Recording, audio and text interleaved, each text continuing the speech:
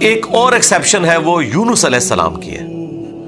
ان کے کیس میں تو اللہ تعالیٰ نے بالکل ڈیفرنٹ ایک فیصلہ فرمایا کہ یونس علیہ السلام کی قوم نے جب عذاب کے آثار دیکھے تو انہوں نے توبہ کی اور اللہ تعالیٰ نے ان سب کا ایمان قبول کر لیا، اور وہ قرآن میں آتا ہے کہ 1,00,000 سے بھی زیادہ لوگ تھے جو سارے کے سارے ایک دن میں مسلمان ہو گئے۔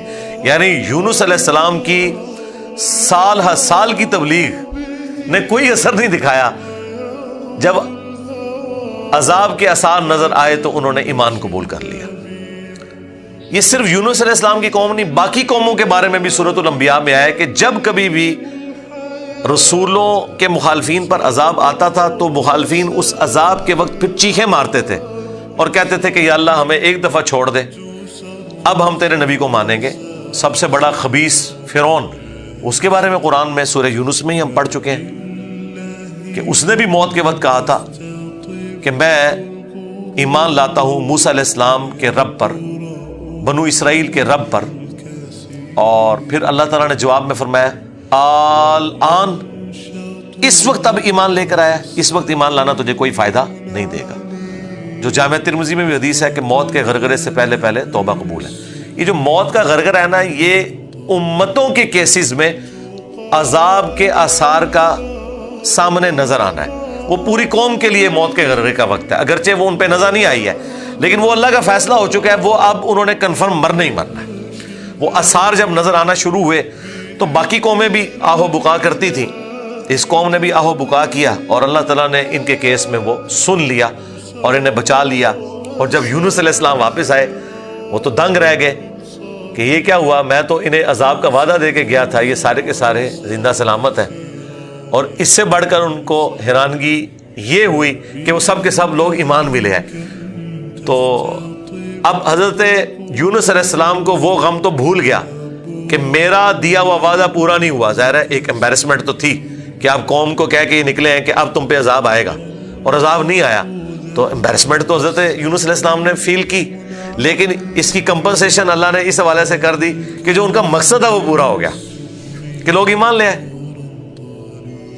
آپ سورۃ الاعراف میں، سورہ ہود میں بھی دیکھیں گے کہ جب کبھی قوموں پر عذاب آتا ہے تو اینڈ پہ وہ قوم کا پیغمبر عذاب دیکھنے کے بعد اپنی قوم سے مخاطب ہو کے کہتا ہے کہ میری قوم، میں نے تو بڑی کوشش کی تھی کہ تمہیں اس عذاب سے بچا لیتا، لیکن تم خود گمراہی پر تلے ہوئے تھے۔ تو عذاب کے بعد بھی قوموں کا درد پیغمبروں کے سینے میں رہتا ہے، ایک نیچرل چیز ہے، رقیق القلب ہوتے ہیں نا جو پیغمبر ہوتے ہیں۔ تو یہاں پر جب انہوں نے دیکھا سب ایمان لے ہیں تو ظاہر ہے کہ وہ ایک ہیپی اینڈنگ ہوئی ہے۔ کیا ڈراپ سین ہوا ہے۔ میں کبھی بعض اوقات یہ جب حضرت یونس علیہ السلام کی قوم کا واقعہ قرآن میں پڑھتا ہوں نا تو میں بڑی خواہش کرتا ہوں کہ میں جنت میں جا کے یہ منظر دیکھوں کہ وقت کا پیغمبر عذاب کی وعید سنا کے گیا ہے اور لوگ چیخو پکار کر رہے ہیں، اور ایسا یونیک کیس ہو گیا، سمجھ لیں مردے ہی زندہ ہو گئے کہ اللہ تعالیٰ ان کی چیخو پکار سن کے ان کی توبہ بھی قبول کر لیتا ہے، اور پھر یونس علیہ السلام جب واپس آتے ہیں ان کی حیرانگی کیا ہوگی، ٹھیک ہے، کیا ڈراپ سین ہوگا۔ میں کہتا ہوں جی اس طرح کی کوئی ٹریجک فلم نہیں ہو سکتی جو یونس علیہ السلام اور ان کی قوم کی ہے۔ اور وہ کیوں ہوا؟ صرف یونس علیہ السلام سے ایک اجتہادی خطا ہوئی۔ ہم اسے گناہ نہیں کہتے، وہ خطا ہے، انبیاء خطا کرتے ہیں، لیکن چونکہ وہ اپنی خطا پر قائم نہیں رہتے اور وہ گناہ کے زمرے میں بھی نہیں ہے، غلطی ہے بحیثیت انسان۔ انسان غلطیوں سے پاک اگر ہم پیغمبروں کو کہتے ہیں تو یہ پاک وہ والا نہیں ہے جس طرح اللہ پاک ہے۔ آپ سبحان کا لفظ صرف اللہ کے ساتھ بولتے ہیں، کوئی پیغمبر بھی سبحان نہیں ہے، پرفیکٹ صرف اللہ ہے۔ دیکھیں انسان تو ہے ہی امپرفیکٹ، جب ہم نیند کے محتاج، کھانے پینے کے محتاج، اس کے بعد ٹوائلٹ کے محتاج، اور سب سے بڑھ کر اپنی زندگی کے لیے اپنے رب کے محتاج، تو انسان تو پرفیکٹ ہے ہی نہیں ہے۔ پرفیکٹ صرف اللہ ہے جو کسی کا محتاج نہیں ہے، غلطیوں سے پاک صرف اللہ ہے۔ یونس علیہ السلام سے جو آپ سمجھ لیں اجتہادی خطا، جسے ہم گناہ نہیں کہتے، وہ یہ ہوئی کہ جب مقررہ وقت کے اوپر قوم یونس ایمان نہیں لے کر آئی تو یونس علیہ السلام نے انہیں کہا کہ اب 3 دن بعد عذاب آ جائے گا، جو اللہ نے وعدہ کیا تھا کہ یہ ان کا سمجھ لیں ٹائم اینڈ ہو رہا ہے، اس ٹائم لائن کے بعد عذاب آنا ہے۔ لیکن ساتھ یہ ضروری تھا کہ اللہ تعالیٰ کی وحی کا انتظار کرنا ہے اس علاقے کو چھوڑنے سے پہلے۔ تمام انبیاء جب قوموں کو وحی سناتے ہیں نا تو پھر اللہ تعالیٰ کی وحی کی اجازت کے بعد اس علاقے کو چھوڑتے ہیں۔ نبی اسلام نے بھی ہجرت دیکھیں اینڈ پہ کی ہے، ایویں نہیں، مطلب آپ خود سے نہیں نکلے، اللہ تعالیٰ کی وحی کے ذریعے نکلے۔ قرآن میں سورۃ الانفال میں آیا تھا کہ یہ جب کافر کہتے تھے نا کہ ہم پر عذاب کیوں نہیں نازل ہوتا، ہم نبی کا انکار کر رہے ہیں، تو اللہ تعالیٰ نے فرمایا کہ جب تک اے نبی تم ان میں موجود ہو ہم ان کو عذاب نہیں دیں گے۔ اللہ کی سنت ہے کہ جب کبھی کسی قوم کو عذاب دینا ہوتا ہے نا تو اس قوم میں سے انبیاء اور اہل ایمان کو الگ کرتا ہے، پھر باقی کی قوم پر عذاب آتا ہے، اور وہ اللہ تعالیٰ نے نکالا اور غزوہ بدر میں لا کے ڈبویا ان کو، جس طرح فرعونیوں کو اپنے محلات سے نکال کے سمندر میں غرق کیا تھا، مشرکین عرب کو اپنے گھروں سے نکال کر بدر میں ڈبویا صحابہ کرام کی تلواروں کے ذریعے۔ یہ عذاب استیصال کی ایک قسط ان پر آئی تھی۔ تو یونس علیہ السلام نے ایزیوم کیا کہ ظاہر ہے کہ اس کے بعد عذاب تو آنا ہی ہے، لیکن ان کی شان اس سے بلند تھی کہ وہ وحی کا انتظار کیے بغیر نکل گئے۔ بس جب وہ نکلے، جس کشتی میں سوار ہوئے، وہ کشتی جو ہے وہ بھنور میں پھنس گئی، اور ان کی اپنی ایک نارمز چل رہی تھی کہ اگر کشتی بھنور میں پھنس جائے تو یہ اس چیز کی علامت ہے کہ کوئی غلام اپنے آقا کی اجازت کے بغیر بھاگ کر آ گیا۔ پھر وہ قرآن اندازی کرتے تھے، اور جس کے نام قرآن نکلتا تھا اس کو فدیے کے طور پر وہ سمندر میں ڈال دیتے تھے۔ پہلی دفعہ قرآن اندازی کی گئی، بیلٹنگ، تو حضرت یونس علیہ السلام کا نام نکلا، تو ان کا نہیں یونس علیہ السلام تو اس طرح ہو ہی نہیں سکتا۔ دوسری بار، تیسری بار، تینوں بار یونس علیہ السلام کا نام نکلا قرآن اندازی میں۔ تو یونس علیہ السلام نے، اچھا قرآن میں اشارتاً اس کا ذکر ہے، اسرائیلی روایتوں میں تفصیل کے ساتھ ہے، لیکن یہ بالکل قرآن میں فٹ ان بیٹھتی ہیں۔ یعنی آپ کو یہ تو بتایا گیا کہ یونس السلام مچھلی کے پیٹ میں رہے، تو وہ مچھلی کے پیٹ میں پہنچے کیسے تھے؟ مچھلی کے پیٹ تک پہنچنے کے لیے تو آپ کو دوست چاہیے، نیچے ہے مچھلی، اتنی بڑی ویل مچھلی ہے، کوئی چھوٹی مچھلی کے پیٹ میں تو رہ نہیں سکتا بندہ۔ تو وہ حضرت یونس علیہ السلام کو انہوں نے سمندر میں پھینک دیا۔ یونس علیہ السلام نے خود ہی کہا، ان کو کلک کر گیا کہ یہ معاملہ میرے اینڈ پہ ہے۔ انہوں نے کہا بھائی مجھے پھینکو، تم، مجھے سمجھ آ گئی ہے، ظاہر فوراً کلک کر گیا کہ یہ معاملہ خراب میرے سے ہی ہو گیا۔ وہ ان کو سمندر میں پھینک دیا، تو اللہ کے حکم سے ایک مچھلی نے انہیں نگل لیا۔ یہ قرآن میں ہے، قرآن میں آگے تفصیل نہیں ہے کہ کتنے دن تک، لیکن تورات میں ملتا ہے کہ 3 دن اور 3 رات تک وہ مچھلی کے پیٹ میں رہے۔ یہ ویسے پبلک مشہور ہے 40 دن، نہیں 3 دن ہے، بس وہی 3 دن، وہ جو 3 دن عذاب آنے تھے نا، وہ 3 دن انہوں نے مچھلی کے پیٹ میں گزارے، اور وہ 3 دن ان کی قوم نے زندگی موت کی کشمکش میں گزارے ہیں کہ ابھی عذاب آیا کہ آیا۔ ٹھیک ہے، توبہ ہے نہیں ہوئی کہ آئی ایم سوری تے توبہ قبول ہو گئی ہے، نہ 3 دن انہوں نے پی کٹی ہے بھائی جی۔ یہاں تو لوگ 1 دن جیل نہیں کاٹ سکتے، 3 دن تک انہوں نے وہ تکلیف کاٹی ہے، پھر اللہ تعالیٰ نے ان کی توبہ قبول کی ہے۔ اور یہاں پہ حضرت یونس علیہ السلام 3 دن تک مچھلی کے پیٹ میں، اندھیرے میں، اور دیکھیں اللہ نے ان کو ایسے کلمات سکھا دیے، مختصر تھے، پرفیکٹ تھے، بہترین توبہ، لا الہ الا انت سبحانک۔ سورۃ الانبیاء میں یہ دعا آئی ہے، اے اللہ تیرے سوا کوئی معبود نہیں، اور تو پاک ہے نا، پاک تو غلطی نہیں کر سکتا، انی کنت من الظالمین، بے شک میں ہی ظالموں میں ہوں، میں انسان ہوں، انسان سے غلطی تو ہوگی۔ تو یہ دعا اتنی اللہ کو پسند آئی کہ سورہ الصافات میں آیا کہ یونس اگر مچھلی کے پیٹ میں ہمیں ان الفاظ کے ساتھ یاد نہ کرتے تو پھر مچھلی کے پیٹ سے اسی دن نکالے جاتے جس دن مردے اپنی قبروں سے نکالے جائیں گے، قیامت کے دن تک مچھلی کے پیٹ میں رہتے، یعنی مچھلی کا پیٹ ان کی قبر بن جاتی۔ اتنا غصہ ایک جملے نے ٹھنڈا کر دیا، اور ساتھ اللہ نے فرمایا کذالک ننجی المؤمنین، ہم اہل ایمان کو اسی طریقے سے نجات دیں گے، یعنی جو بھی یونس والے طریقے سے ہماری طرف متوجہ ہوا اسے بھی ہم نجات دیں گے۔ یہ دعا ہمیں اتنی پسند ہے کہ جو ان الفاظ کے ساتھ ہم سے معافی مانگے گا ہم اسے بھی نجات دیں گے۔ جامعہ ترمذی میں حدیث ہے، جو یونس علیہ السلام کی دعا کے ذریعے اللہ کی طرف متوجہ ہوا اللہ تعالیٰ کبھی اسے محروم نہیں لوٹائے گا۔ لا الہ الا انت سبحانک انی کنت من الظالمین۔ اور جمع کے صیغے سے پڑھیں گے تو لا الہ الا انت سبحانک انا کننا من الظالمین، وہاں تھا انی کنت من الظالمین، یہ ہے انا کننا من الظالمین۔ دونوں طریقے سے آپ دعا مانگ سکتے ہیں، بہترین دعا ہے یہ، اسم اعظم ہے دعاؤں کی قبولیت کے لیے۔ قرآن میں بھی آیا کذالک ننجی المؤمنین، اور جامعہ ترمذی میں بھی آیا کہ جو اس دعا کے ذریعے اللہ کی طرف متوجہ ہوگا اللہ تعالیٰ اسے محروم نہیں لوٹائے گا۔ لہذا جو جامعہ ترمذی میں حدیث ہے نا کہ اللہ کی حمد اور دروشی پڑھ کے دعا کرو تو قبول ہوتی ہے، تو وہ اللہ کی حمد میں نا آپ اس کو شامل کریں، لا الہ الا انت سبحانک انی کنت من الظالمین۔ یہ اللہ کی بیسٹ حمد بھی ہے اور بیسٹ استغفار بھی ہے، اور ایسا استغفار ہے کہ اللہ کی رحمت کو ٹریگر کرنے والا ہے۔ دیکھیں آپ نے اللہ تعالیٰ کی کس چیز کو ہائی لائٹ کیا ہے کہ یا اللہ تو پاک ہے، تو غلطی کر نہیں سکتا، اس کی عظمت مان لی، اور پھر ساتھ ہی کہا کہ مجھے تو نے بنایا ہی ایسا ہے کہ میں غلطی کروں گا، تو دیکھ میں کمزور ہوں، میں مان رہا ہوں میں غلطی کروں گا، تو کر بیٹھوں تو معاف کر دینا۔ اس سے بیسٹ انداز نہیں ہو سکتا اپنی غلطیوں پر معافی مانگنے کا۔ تو یہ حرز جاں بنائیں، لا الہ الا انت سبحانک انی کنت من الظالمین۔ یقین کریں یہ دعا آپ کے سامنے یونس علیہ السلام ہو، مچھلی کا پیٹ، گپ اندھیرا، 3 دن 3 رات، دنیا میں کوئی آ کے آپ کو ریسکیو نہیں کر سکتا، اور موت سامنے نظر آ رہی ہے۔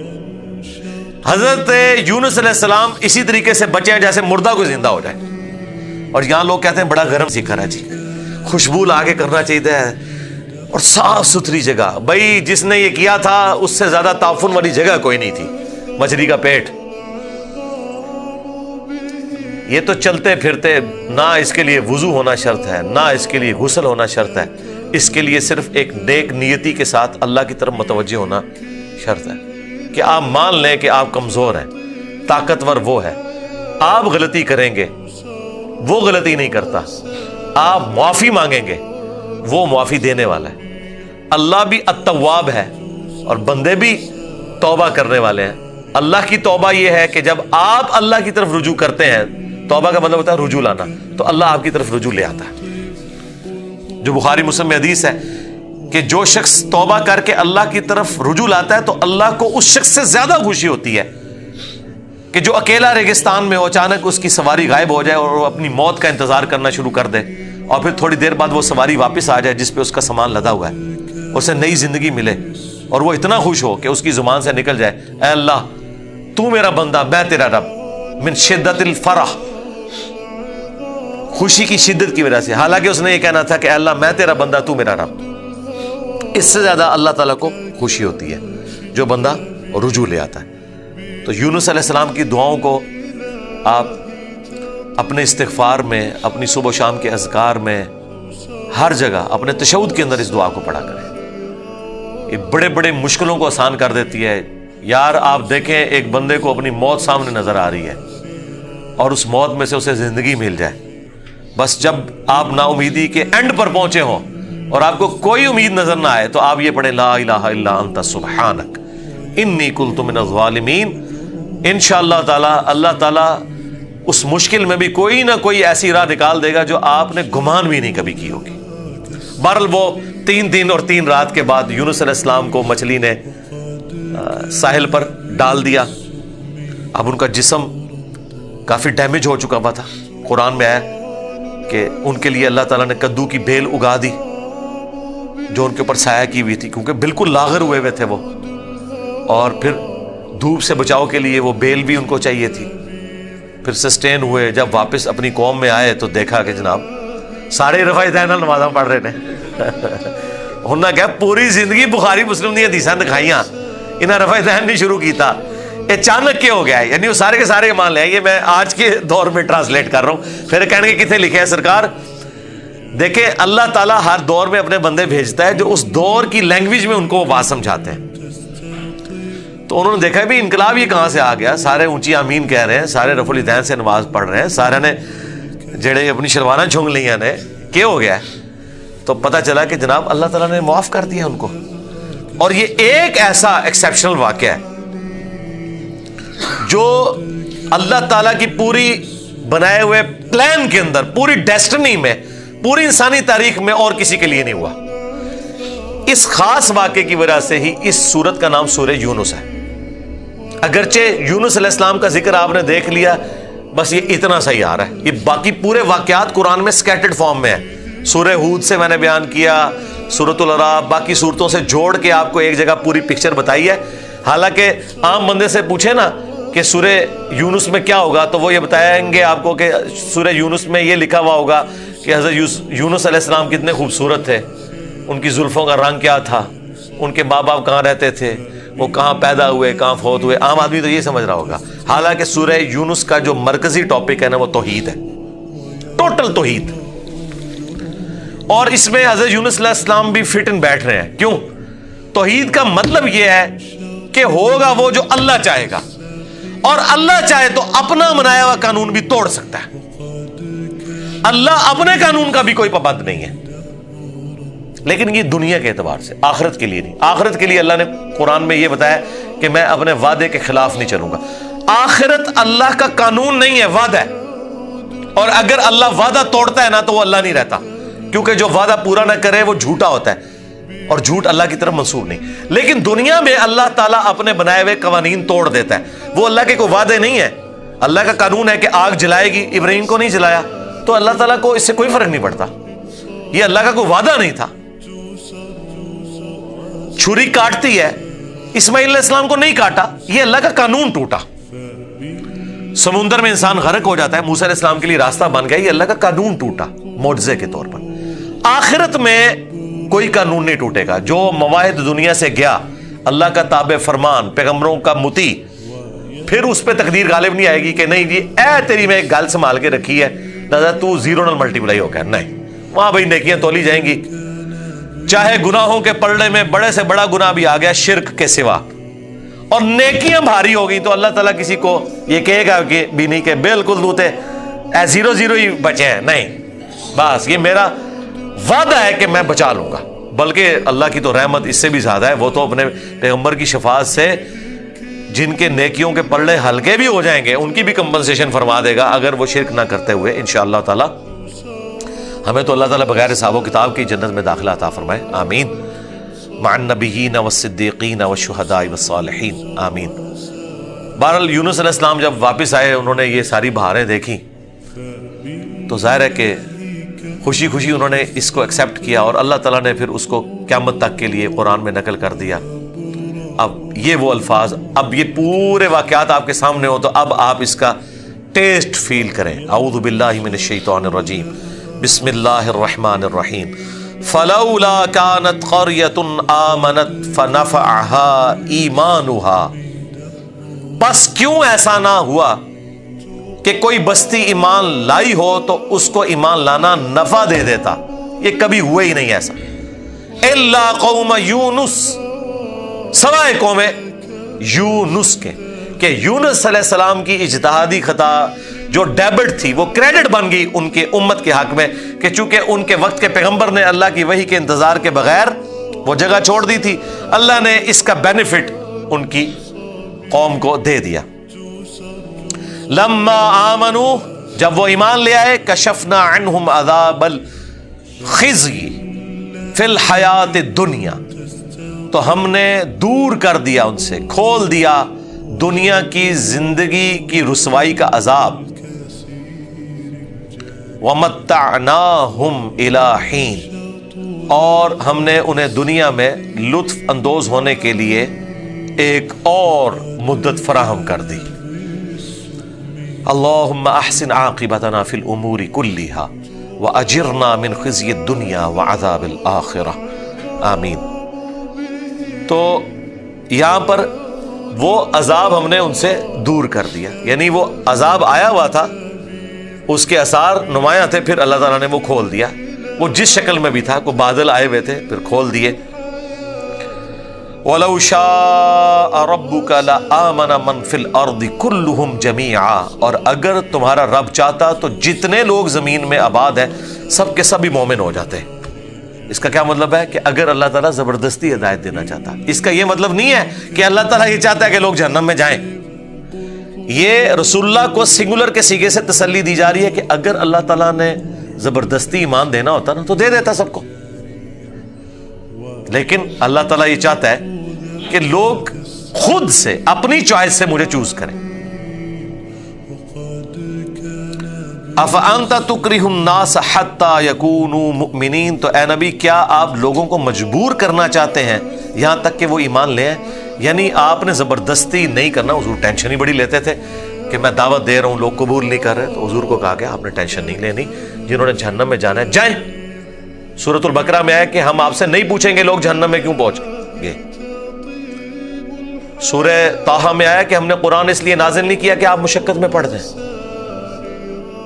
ما انزلنا علیک القرآن لتشقى الا تذکرۃ لمن یخشی، یہ اس کے لیے ہے جو اللہ کی دھمکی سے ڈر جائے۔ وما کان لنفس ان تؤمن الا باذن اللہ، اور کسی جان کے لیے یہ ممکن ہی نہیں ہے کہ وہ ایمان لے آئے مگر اللہ کے اذن سے۔ مراد یہ کہ صرف کوشش بھی کوئی چیز نہیں ہے، اللہ کی طرف متوجہ بھی ہوں، تقدیر پلس کوشش دونوں مل کے کمپلیشن کی طرف جاتے ہیں۔ ربنا لا تزغ قلوبنا بعد اذ ہدیتنا وہب لنا من لدنک رحمہ انک انت الوہاب، آمین۔